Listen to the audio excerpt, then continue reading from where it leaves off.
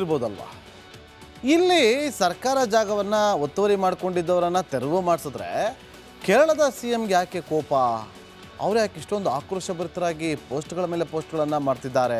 ಕೇರಳದಿಂದ ನಿಯೋಗವನ್ನು ಕಳಿಸಿ ಇಲ್ಲಿ ಅದರ ಬಗ್ಗೆ ವರದಿಯನ್ನು ಕೇಳ್ತಾ ಇದೆ ಅಂತೇಳಿ ನಿಮಗೊಂದು ಪ್ರಶ್ನೆಗಳು ನಿಮ್ಮಲ್ಲಿ ಮೂಡಿರ್ಬೋದು. ಅದಕ್ಕೆಲ್ಲ ಒಂದು ಪ್ರಬಲವಾದಂಥ ಕಾರಣ ಇದೆ ನೋಡಿ. ಮುಂದಿನ ವರ್ಷ ಕೇರಳದಲ್ಲಿ ಚುನಾವಣೆ ಬರುತ್ತೆ. ಚುನಾವಣೆಯ ಸಂದರ್ಭದಲ್ಲಿದೆ ಕೇರಳ. ಹಾಗಾಗಿ ಇದೆಲ್ಲವೂ ಕೂಡ ಈ ಒಂದು ರಾಜಕೀಯ ಮಾಡ್ತಾ ಇದೆ ಅಂತೇಳಿ ಇವತ್ತು ಕಾಂಗ್ರೆಸ್ಸೇ ನೇರವಾಗಿ ನಾಯಕರು ಆರೋಪವನ್ನು ಮಾಡಿದ್ದನ್ನು ನಾವೀಗ ಕೇಳಿಸ್ಕೊಂಡ್ವಿ ನೋಡಿ. ಕಳೆದ ಬಾರಿ ಅಂದರೆ 2021ರಲ್ಲಿ ನಡೆದಂಥ ಕೇರಳ ವಿಧಾನಸಭಾ ಚುನಾವಣೆಯಲ್ಲಿ LDF ಗೆದ್ದಿದ್ದು 94, UDF ಗೆದ್ದಿದ್ದು 40, NDA 0. ಅಂದರೆ ಲೆಫ್ಟ್ ಡೆಮೊಕ್ರೆಟಿಕ್ ಫ್ರಂಟ್, ಇವಾಗೇನು ಪಿಣರಾಯಿ ವಿಜಯನವರಿದ್ದಾರೆ ಅವರ ಮೈತ್ರಿ ಪಕ್ಷ ಗೆದ್ದಿದ್ದು 94.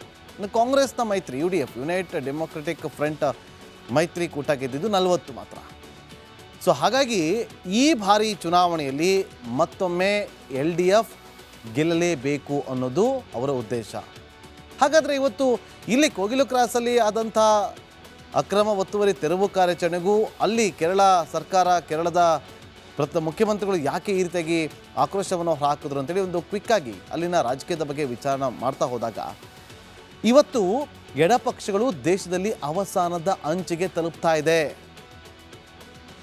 ಕೇವಲ ಕೇರಳ ಮಾತ್ರ ಅಲ್ಲ, ಬೇರೆ ಕಡೆಯೂ ಕೂಡ. ಆದರೆ ಇವತ್ತು ಕೇರಳದಲ್ಲಿ ಮಾತ್ರ ಇರೋದು ಎಡಪಕ್ಷಗಳ ಅಧಿಕಾರ.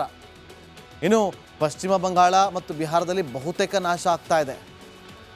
ಕೇರಳದಲ್ಲಿ CPIM ನಾಯಕತ್ವಕ್ಕೆ ಅಧಿಕಾರ ಸಿಕ್ಕಿರೋದು, ಯಾಕಂದರೆ ಅವರ ಹೈಯೆಸ್ಟ್ ಗೆದ್ದಿರೋದಲ್ಲಿ. ಸದ್ಯ CPIMನ ಪಿಣರಾಯಿ ವಿಜಯನವರು CM ಆಗಿ ಕೂತಿದ್ದಾರೆ. ಮತ್ತೊಮ್ಮೆ ಅವರು CM ಆಗುವಂಥ ಕನಸನ್ನು ಕಾಣ್ತಿದ್ದಾರೆ. 2021ರ ಚುನಾವಣೆಯಲ್ಲಿ CPIM ಕಮಾಲನ್ನು ಮಾಡಿತ್ತು. ಎಲ್ಲ ಪಕ್ಷಗಳಿಂದ CPIM ಹೈಯೆಸ್ಟ್ ಗೆದ್ದಿತ್ತು ನೋಡಿ. ಇಲ್ಲಿ ನಿಮಗೊಂದು ಅಲ್ಲಿ ಯಾವ ರೀತಿಗೆ ವೋಟ್ ಶೇರ್ ಆಗಿತ್ತು ಅಂತೇಳಿ ನಾವು ಕ್ವಿಕ್ಕಾಗಿ ಗಮನಿಸೋದಾದರೆ 62 ಸೀಟನ್ನು ಗೆದ್ದಿದ್ದಂಥ CPIM 25.5%ನಷ್ಟು ಮತವನ್ನು ಪಡೆದುಕೊಂಡಿತ್ತು ಶೇಕಡಾವಾರು. ಇನ್ನು ಕಾಂಗ್ರೆಸ್ ಗೆದ್ದಿದ್ದು 21 ಸೀಟ್ ಆದರೂ ಕೂಡ ಶೇಕಡಾವಾರು 25.2%ನಷ್ಟು ಮತವನ್ನು ಪಡೆದುಕೊಂಡಿತ್ತು. ಅಂದರೆ ಕೇವಲ 0.003% ಅಷ್ಟೇ CPIMಗೂ ಮತ್ತು ಕಾಂಗ್ರೆಸ್ಗೆ ಇರುವಂಥ ವ್ಯತ್ಯಾಸ.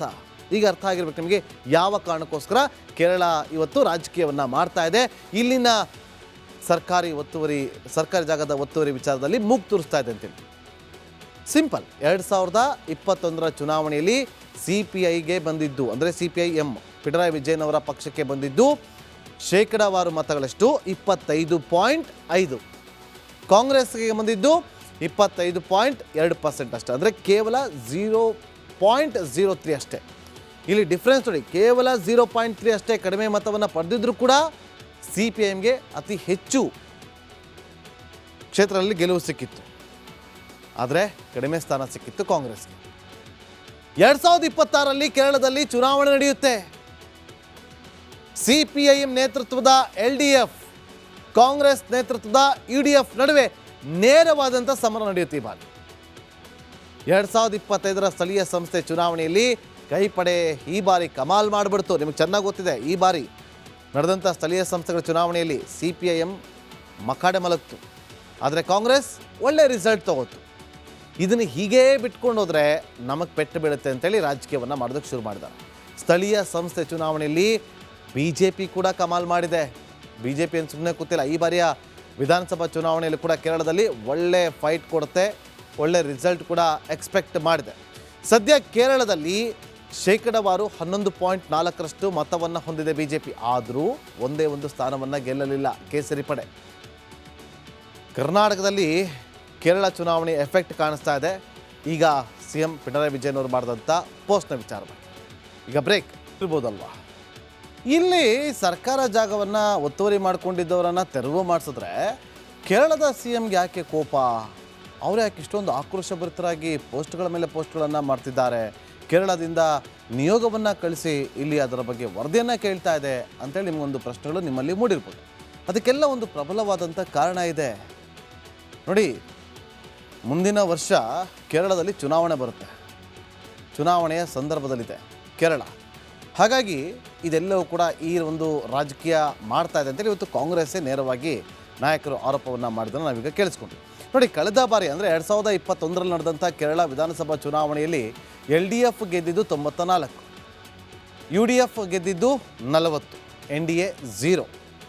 ಅಂದರೆ ಲೆಫ್ಟ್ ಡೆಮೊಕ್ರೆಟಿಕ್ ಫ್ರಂಟ್, ಇವಾಗೇನು ಪಿಣರಾಯಿ ವಿಜಯನ್ ಇದ್ದಾರೆ, ಅವರ ಮೈತ್ರಿ ಪಕ್ಷ ಗೆದ್ದಿದ್ದು 94. ಇನ್ನು ಕಾಂಗ್ರೆಸ್ನ ಮೈತ್ರಿ UDF, ಯುನೈಟೆಡ್ ಡೆಮೊಕ್ರೆಟಿಕ್ ಫ್ರಂಟ್ ಮೈತ್ರಿಕೂಟ ಗೆದ್ದಿದ್ದು 40 ಮಾತ್ರ. ಸೊ ಹಾಗಾಗಿ ಈ ಬಾರಿ ಚುನಾವಣೆಯಲ್ಲಿ ಮತ್ತೊಮ್ಮೆ LDF ಗೆಲ್ಲಲೇಬೇಕು ಅನ್ನೋದು ಅವರ ಉದ್ದೇಶ. ಹಾಗಾದರೆ ಇವತ್ತು ಇಲ್ಲಿ ಕೋಗಿಲು ಕ್ರಾಸಲ್ಲಿ ಆದಂಥ ಅಕ್ರಮ ಒತ್ತುವರಿ ತೆರವು ಕಾರ್ಯಾಚರಣೆಗೂ ಅಲ್ಲಿ ಕೇರಳ ಸರ್ಕಾರ, ಕೇರಳದ ಮುಖ್ಯಮಂತ್ರಿಗಳು ಯಾಕೆ ಈ ರೀತಿಯಾಗಿ ಆಕ್ರೋಶವನ್ನು ಹಾಕಿದ್ರು ಅಂತೇಳಿ ಒಂದು ಕ್ವಿಕ್ಕಾಗಿ ಅಲ್ಲಿನ ರಾಜಕೀಯದ ಬಗ್ಗೆ ವಿಚಾರಣೆ ಮಾಡ್ತಾ ಹೋದಾಗ ಇವತ್ತು ಎಡಪಕ್ಷಗಳು ದೇಶದಲ್ಲಿ ಅವಸಾನದ ಅಂಚಿಗೆ ತಲುಪ್ತಾ ಇದೆ. ಕೇವಲ ಕೇರಳ ಮಾತ್ರ ಅಲ್ಲ, ಬೇರೆ ಕಡೆಯೂ ಕೂಡ. ಆದರೆ ಇವತ್ತು ಕೇರಳದಲ್ಲಿ ಮಾತ್ರ ಇರೋದು ಎಡಪಕ್ಷಗಳ ಅಧಿಕಾರ. ಇನ್ನು ಪಶ್ಚಿಮ ಬಂಗಾಳ ಮತ್ತು ಬಿಹಾರದಲ್ಲಿ ಬಹುತೇಕ ನಾಶ ಆಗ್ತಾ ಇದೆ. ಕೇರಳದಲ್ಲಿ CPIM ನಾಯಕತ್ವಕ್ಕೆ ಅಧಿಕಾರ ಸಿಕ್ಕಿರೋದು, ಯಾಕಂದರೆ ಅವರ ಹೈಯೆಸ್ಟ್ ಗೆದ್ದಿರೋದಲ್ಲಿ. ಸದ್ಯ CPIMನ ಪಿಣರಾಯಿ ವಿಜಯನ್ ಅವರು CM ಆಗಿ ಕೂತಿದ್ದಾರೆ. ಮತ್ತೊಮ್ಮೆ ಅವರು CM ಆಗುವಂಥ ಕನಸನ್ನು ಕಾಣ್ತಿದ್ದಾರೆ. 2021ರ ಚುನಾವಣೆಯಲ್ಲಿ CPIM ಕಮಾಲನ್ನು ಮಾಡಿತ್ತು. ಎಲ್ಲ ಪಕ್ಷಗಳಿಂದ CPIM ಹೈಯೆಸ್ಟ್ ಗೆದ್ದಿತ್ತು. ನೋಡಿ, ಇಲ್ಲಿ ನಿಮಗೊಂದು ಅಲ್ಲಿ ಯಾವ ರೀತಿಗೆ ವೋಟ್ ಶೇರ್ ಆಗಿತ್ತು ಅಂತೇಳಿ ನಾವು ಕ್ವಿಕ್ಕಾಗಿ ಗಮನಿಸೋದಾದರೆ 62 ಸೀಟನ್ನು ಗೆದ್ದಿದ್ದಂಥ CPIM 25.5%ನಷ್ಟು ಮತವನ್ನು ಪಡೆದುಕೊಂಡಿತ್ತು ಶೇಕಡಾವಾರು. ಇನ್ನು ಕಾಂಗ್ರೆಸ್ ಗೆದ್ದಿದ್ದು 21 ಸೀಟ್ ಆದರೂ ಕೂಡ ಶೇಕಡಾವಾರು 25.2%ನಷ್ಟು ಮತವನ್ನು ಪಡೆದುಕೊಂಡಿತ್ತು. ಅಂದರೆ ಕೇವಲ 0.003% ಅಷ್ಟೇ CPIMಗೂ ಮತ್ತು ಕಾಂಗ್ರೆಸ್ಗೆ ಇರುವಂಥ ವ್ಯತ್ಯಾಸ. ಈಗ ಅರ್ಥ ಆಗಿರ್ಬೇಕು ನಿಮಗೆ ಯಾವ ಕಾರಣಕ್ಕೋಸ್ಕರ ಕೇರಳ ಇವತ್ತು ರಾಜಕೀಯವನ್ನು ಮಾಡ್ತಾ ಇದೆ. ಇಲ್ಲಿನ ಸರ್ಕಾರಿ ಜಾಗದ ಒತ್ತುವರಿ ವಿಚಾರದಲ್ಲಿ ಮೂಗು ತೂರಿಸ್ತಾ ಇದೆ ಅಂತೇಳಿ. ಸಿಂಪಲ್, 2021ರ ಚುನಾವಣೆಯಲ್ಲಿ CPIಗೆ ಬಂದಿದ್ದು, ಅಂದರೆ CPIM ಪಿಣರಾಯಿ ವಿಜಯನ್ ಅವರ ಪಕ್ಷಕ್ಕೆ ಬಂದಿದ್ದು ಶೇಕಡಾವಾರು ಮತಗಳಷ್ಟು 25.5, ಕಾಂಗ್ರೆಸ್ಗೆ ಬಂದಿದ್ದು 25.2% ಅಷ್ಟೇ. ಅಂದರೆ ಕೇವಲ 0.03 ಅಷ್ಟೇ. ಇಲ್ಲಿ ಡಿಫ್ರೆನ್ಸ್ ನೋಡಿ, ಕೇವಲ 0.3 ಅಷ್ಟೇ ಕಡಿಮೆ ಮತವನ್ನು ಪಡೆದಿದ್ರೂ ಕೂಡ CPIMಗೆ ಅತಿ ಹೆಚ್ಚು ಕ್ಷೇತ್ರದಲ್ಲಿ ಗೆಲುವು ಸಿಕ್ಕಿತ್ತು. ಆದರೆ ಕಡಿಮೆ ಸ್ಥಾನ ಸಿಕ್ಕಿತ್ತು ಕಾಂಗ್ರೆಸ್ಗೆ. 2026ರಲ್ಲಿ ಕೇರಳದಲ್ಲಿ ಚುನಾವಣೆ ನಡೆಯುತ್ತೆ. CPIM ನೇತೃತ್ವದ LDF, ಕಾಂಗ್ರೆಸ್ ನೇತೃತ್ವದ UDF ನಡುವೆ ನೇರವಾದಂಥ ಸಮರ ನಡೆಯುತ್ತೆ ಈ ಬಾರಿ. 2025ರ ಸ್ಥಳೀಯ ಸಂಸ್ಥೆ ಚುನಾವಣೆಯಲ್ಲಿ ಕೈಪಡೆ ಈ ಬಾರಿ ಕಮಾಲ್ ಮಾಡಿಬಿಡ್ತು. ನಿಮಗೆ ಚೆನ್ನಾಗಿ ಗೊತ್ತಿದೆ, ಈ ಬಾರಿ ನಡೆದಂಥ ಸ್ಥಳೀಯ ಸಂಸ್ಥೆಗಳ ಚುನಾವಣೆಯಲ್ಲಿ CPIM ಮಕಾಡೆ ಮಲಗ್ತು. ಆದರೆ ಕಾಂಗ್ರೆಸ್ ಒಳ್ಳೆ ರಿಸಲ್ಟ್ ತಗೋತು. ಇದನ್ನು ಹೀಗೇ ಬಿಟ್ಕೊಂಡು ಹೋದರೆ ನಮಗೆ ಪೆಟ್ಟು ಬೀಳುತ್ತೆ ಅಂತೇಳಿ ರಾಜಕೀಯವನ್ನು ಮಾಡೋದಕ್ಕೆ ಶುರು ಮಾಡಿದ್ದಾರೆ. ಸ್ಥಳೀಯ ಸಂಸ್ಥೆ ಚುನಾವಣೆಯಲ್ಲಿ BJP ಕೂಡ ಕಮಾಲ್ ಮಾಡಿದೆ. BJP ಏನು ಸುಮ್ಮನೆ ಕೂತಿಲ್ಲ. ಈ ಬಾರಿಯ ವಿಧಾನಸಭಾ ಚುನಾವಣೆಯಲ್ಲಿ ಕೂಡ ಕೇರಳದಲ್ಲಿ ಒಳ್ಳೆ ಫೈಟ್ ಕೊಡುತ್ತೆ, ಒಳ್ಳೆ ರಿಸಲ್ಟ್ ಕೂಡ ಎಕ್ಸ್ಪೆಕ್ಟ್ ಮಾಡಿದೆ. ಸದ್ಯ ಕೇರಳದಲ್ಲಿ ಶೇಕಡಾವಾರು 11.4ರಷ್ಟು ಮತವನ್ನು ಹೊಂದಿದೆ BJP. ಆದರೂ ಒಂದೇ ಒಂದು ಸ್ಥಾನವನ್ನು ಗೆಲ್ಲಲಿಲ್ಲ ಕೇಸರಿ ಪಡೆ. ಕರ್ನಾಟಕದಲ್ಲಿ ಕೇರಳ ಚುನಾವಣೆ ಎಫೆಕ್ಟ್ ಕಾಣಿಸ್ತಾ ಇದೆ. ಈಗ CM ಪಿಣರಾಯಿ ವಿಜಯನ್ ಅವರು ಮಾಡಿದಂಥ ಪೋಸ್ಟ್ನ ವಿಚಾರವಾಗಿ ಈಗ ಬ್ರೇಕ್.